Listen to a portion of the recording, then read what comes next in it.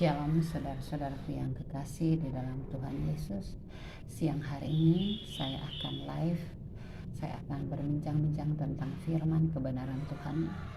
Firman kebenaran Tuhan ini tentang berita sukacita kepada keluarga yang terpilih, dan Tuhan mengizinkan segala sesuatu, bahwa dalam proses kita mengenal Tuhan itu Tuhan memproses kita. Tetapi dalam proses itu membuat iman kita untuk semakin teguh, membuat iman kita untuk bertumbuh, membuat iman kita itu belajar mengenal apa yang Tuhan kehendaki di dalam kehidupan kita. Saudara-saudaraku yang kekasih di dalam Tuhan, firman kebenaran Tuhan yang Tuhan izinkan kepada kita pada saat ini, ya Tuhan mengizinkan proses itu terjadi kepada keluarga yang telah dipilih Tuhan untuk menjadi saksinya. Ini jadi Tuhan memproses anaknya sakit. Jadi bukan secara kebetulan anaknya itu sakit, tetapi Tuhan izinkan supaya Tuhan mengajar dan mendidik anak itu untuk menjadi anak yang takut akan Tuhan. Karena ini saya akan menceritakan pengalaman kebenaran yang Tuhan izinkan terjadi kepada keluarga saya sendiri, tetapi ini adalah kepada keluarga adik saya. Jadi saudara-saudaraku yang kekasih di dalam Tuhan,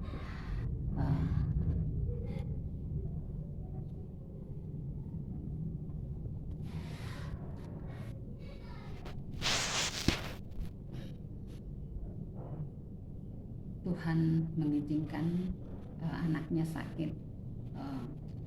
Ketika anaknya itu sering pingsan. Jadi dia sudah dibawa ke dokter. Kata dokter itu dia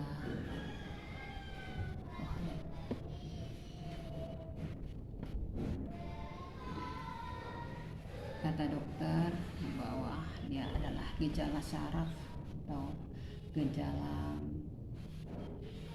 impartigo, dan dokter memberikan obat kepada anak ini karena anak ini sebentar pingsan, sebentar sadar. Dan puji Tuhan mengizinkan, dan saya berdoa, tetapi saya mendoakan dari jauh, tetapi prosesnya belum. Dan proses ini hampir kurang lebih 1 bulan terjadi, saudara-saudaraku, karena Tuhan memproses kita itu supaya kita sabar, kita tetap mengandalkan Dia, bahwa Tuhan yang kita puji itu adalah Tuhan yang luar biasa, Tuhan yang dahsyat, Tuhan yang mempunyai kuasa. Dan ponakan hamba ini diproses, dan ketika tiba-tiba dari Toraja mengatakan, adik saya, keponakan saya berkata, tante, om akan ke rumah tante ke Makassar untuk berobat, ya.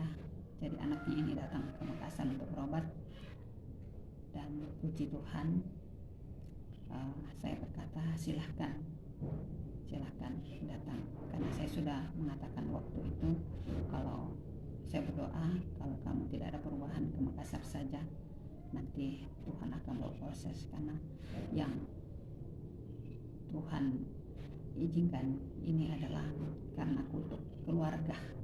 Jadi ini mulai dosa kutuk keluarga, saudara-saudaraku yang kekasih. Dan ini karena kuasa kutuk. Jadi ini keponakan, Tuhan memprosesnya supaya kutuk yang selama ini ada terjadi di keluarga kami bisa diatasi, bisa terselesaikan, dan Tuhan memberikan jalan kepadanya.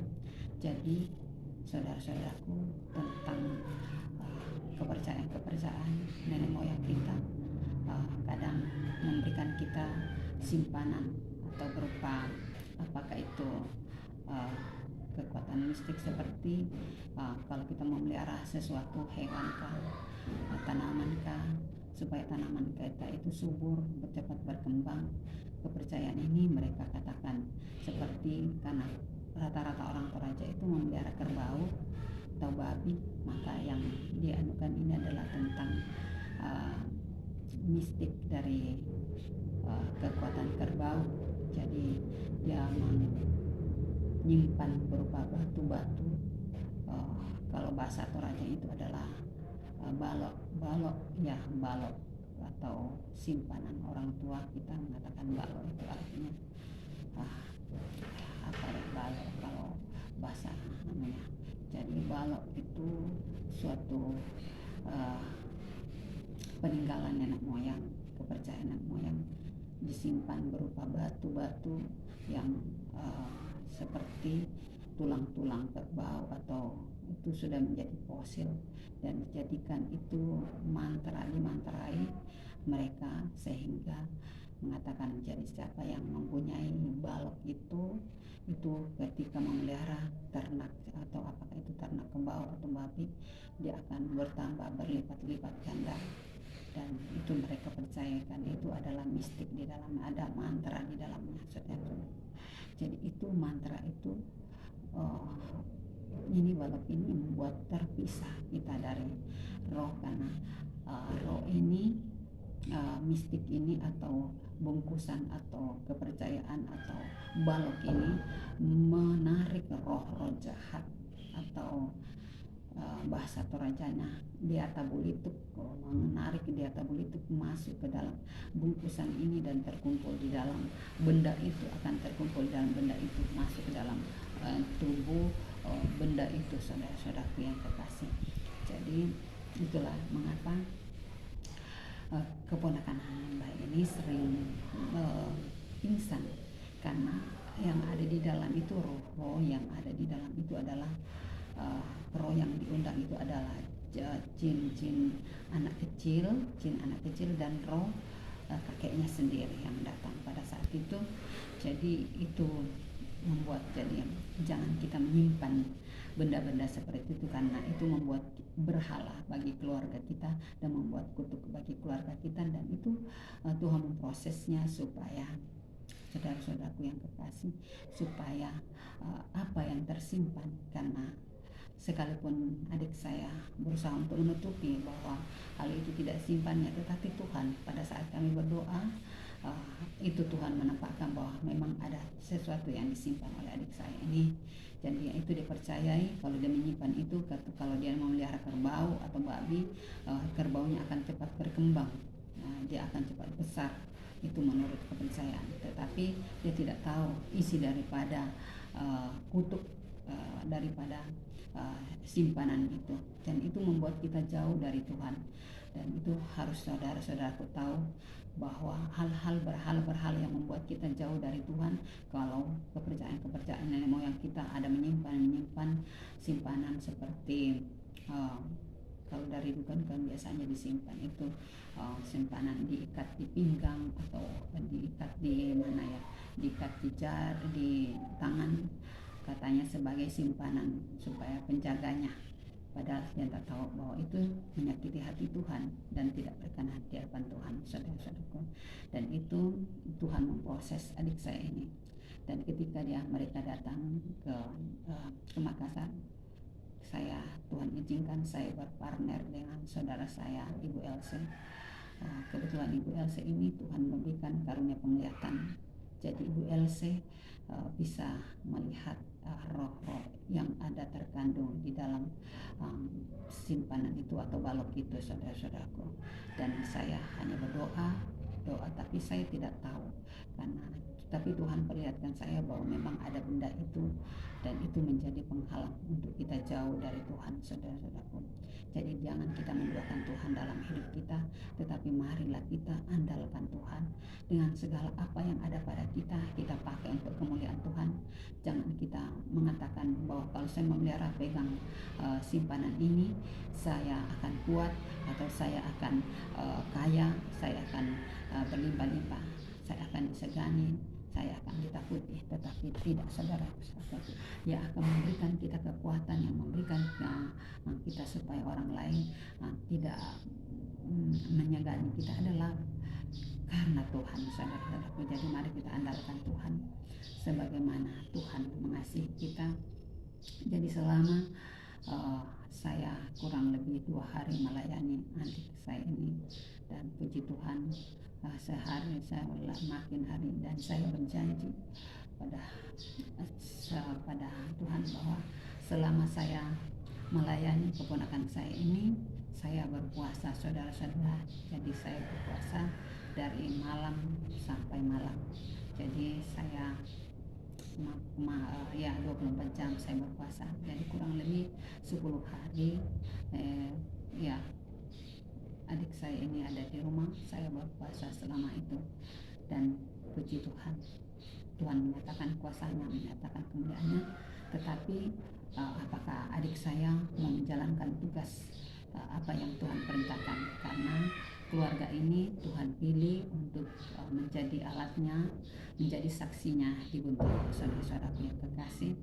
Jadi bukan secara kebetulan saja Tuhan mau memakai adik saya ini sekeluarga bersama dengan anaknya, istrinya, untuk menjadi saksinya. Dan Tuhan memberitahukan kepada mereka untuk memberitahukan orang Buntau atau orang Toraja bahwa Tuhan Yesus mengasihi mereka. Bertobatlah sungguh-sungguh karena kedatangan Tuhan tidak lama lagi. Dan adik saya ini diproses Tuhan selama mereka ada di rumah saya, di pondokan saya. Mereka saya ajar untuk selalu berdoa. Kapan saya berdoa, kapan waktunya Tuhan izinkan untuk saya suruh mereka berdoa, dan saya suruh baca firman Tuhan selama mereka ada di rumah saya. Saya tidak tahu, tetapi selama mereka bersama-sama dengan saya, mereka berdoa, mereka memuji Tuhan. Tetapi ketika saya pergi kerja, saya berharap dan saya berpesan kepada mereka untuk mereka melakukan memuji-muji Tuhan, membaca firman Tuhan, dan menyenangkan hati Tuhan. Itu saudara-saudaraku yang kekasih dalam Tuhan, itu yang Tuhan izinkan kepada adik saya ini supaya mereka melakukan apa yang Tuhan perintahkan. Dan puji Tuhan, keponakan saya ini Tuhan sudah pulihkan, dan Tuhan sudah izinkan dia sudah bersekolah lagi, dan adik saya sudah kembali ke Toraja, dan mereka kurang lebih hampir seminggu mereka ada di sana dan Toraja. Dan kemarin saya menelpon mereka supaya karena Tuhan mengizinkan untuk membakar berhala itu, tetapi Tuhan tidak mengizinkan lagi, dan Tuhan mengizinkan untuk orang lain yang melakukannya. Ada seorang pendoa yang ada di Buntau, atau seorang yang dituahkan di Buntau untuk melakukannya, supaya kuasa kutuk itu tidak terjadi dalam keluarga kami. Karena kuasa kutuk itu akan memisahkan kita jauh dari Tuhan, dan akan tetap roh jahat atau diatabulituk itu akan bekerja, akan membuat keluarga akan kacau. Untuk itu hari ini saya mempersaksikan tentang ini, dan sebelum sesudah itu saya akan membacakan firman kebenaran Tuhan untuk kita semua tentang kebenaran karena iman, saudara-saudaraku, yang terambil dari Roma 10 ayat 4 sampai dengan 15. Saya akan bacakan untuk kita, saudara-saudaraku yang kekasih di dalam Tuhan. Firman Tuhan. Sebab Kristus adalah kegenapan hukum Taurat, sehingga kebenaran diperoleh tiap-tiap orang yang percaya. Sebab Musa menulis tentang kebenaran karena hukum Taurat. Orang yang melakukannya akan hidup karenanya. Tetapi kebenaran karena iman berkata demikian. Jangan katakan di dalam hatimu, siapakah yang akan naik ke sorga, yaitu untuk membawa Yesus turun, atau siapakah akan turun ke jurang maut, yaitu untuk membawa Kristus naik dari antara orang mati. Tetapi apakah katanya ini? Firman ini dekat kepadamu, yakni di dalam mulutmu dan di dalam hatimu. Jadi itulah firman iman yang kami beritakan. Sebab jika kamu mengaku dengan mulutmu bahwa Yesus adalah Tuhan dan percaya dalam hatimu bahwa Allah telah membangkitkan dia dan antara orang mati dari antara orang mati, maka kamu akan diselamatkan. Karena dengan hati orang percaya dan dibenarkan, dan dengan mulut orang mengaku dan diselamatkan. Karena kitab suci berkata, barang siapa yang percaya kepada Dia tidak akan dipermalukan, sebab tidak permalukan, sebab tidak ada perbedaan antara orang Yahudi dan orang Yunani, karena Allah yang satu itu adalah Tuhan dari semua orang, kaya bagi semua orang yang berseru kepadanya. Sebab barang siapa berseru kepada nama Tuhan akan diselamatkan. Tetapi bagaimana mereka dapat berseru kepadanya jika mereka tidak percaya kepadanya? Bagaimana mereka dapat percaya kepadanya jika mereka tidak mendengarkan tentang Dia? Bagaimana mereka mendengarkan tentang Dia jika tidak ada yang memberitakannya? Dan bagaimana mereka dapat memberitakannya jika mereka tidak diutus? Seperti yang ada tertulis, betapa indahnya kedatangan mereka yang membawa kabar baik. Oh, haleluya. Itulah firman Tuhan untuk saudara-saudaraku yang kekasih di dalam Tuhan. Jadi firman Tuhan datang kepada kita. Tetapi bagaimana mereka dapat berseru kepadanya jika mereka tidak percaya kepadanya? Jadi kalau mereka, saudara-saudara kita yang tidak percaya kepadanya, bagaimana bisa mereka berseru kepadanya kalau mereka tidak percaya kepadanya? Jika mereka tidak percaya kepadanya, bagaimana mereka dapat percaya kepada Dia jika mereka tidak mendengarkan tentang Dia? Jadi bagaimana mereka percaya kepadanya kalau mereka tidak pernah mendengarkan siapa itu Tuhan Yesus? Dan jika mereka tidak mendengarkan tentang Dia, bagaimana mereka mendengarkan Dia? Jika mereka tidak mendengar tentang Dia, bagaimana mereka mendengarkan Dia? Jadi mereka yang tidak percaya kepadanya dan yang tidak pernah mendengarkan tentang nama Yesus, bagaimana mereka mau percaya kalau tidak ada yang memberitahukan kepadanya?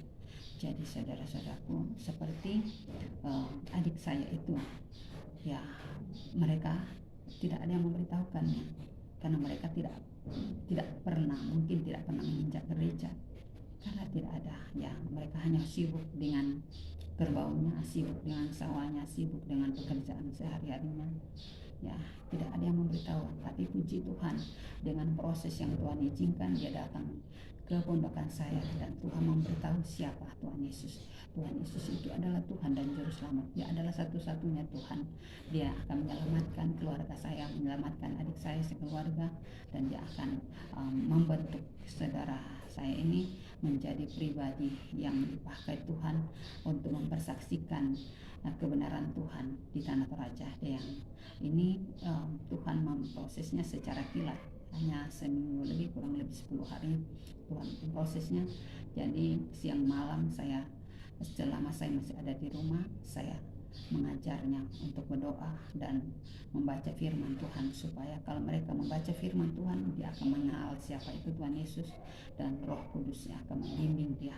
Jadi itu adalah pekerjaan yang Tuhan izinkan kepada saya, dan saya bersyukur menjadi alatnya, menjadi pemberita yang Tuhan izinkan, yang Tuhan pilih kepada saya, yang Tuhan izinkan untuk memberitakan tentang kebenaran firman Tuhan kepada keluarga saya, supaya keluarga saya tidak binasa, supaya adik saya ini tidak binasa.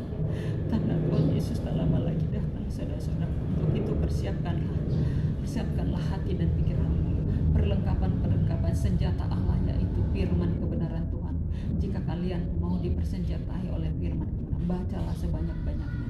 Berlenunglah tentang firman kebenaran Tuhan. Undanglah Roh Kudus untuk membimbing saudara-saudara dalam berdoa, di dalam membaca firman Tuhan, supaya firman yang kita baca, kita dapat mengerti, kita dapat pahami, dan kita lakukan, dan kita bisa mengajar orang lain. Karena kalau Roh Kudus ada di dalam kita, karena kita tidak dapat berkata-kata kalau bukan Roh Kudus yang ada berkata-kata di dalam hati, roh, dan pikiran kita.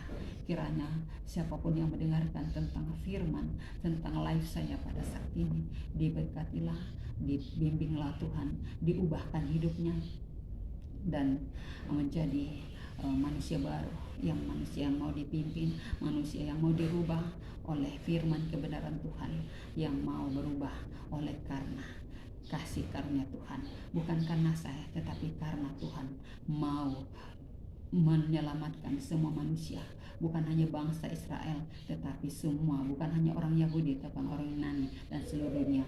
Tuhan mau menyelamatkan, karena kita ini adalah anak-anak yang telah dipilih dan dibesarkan.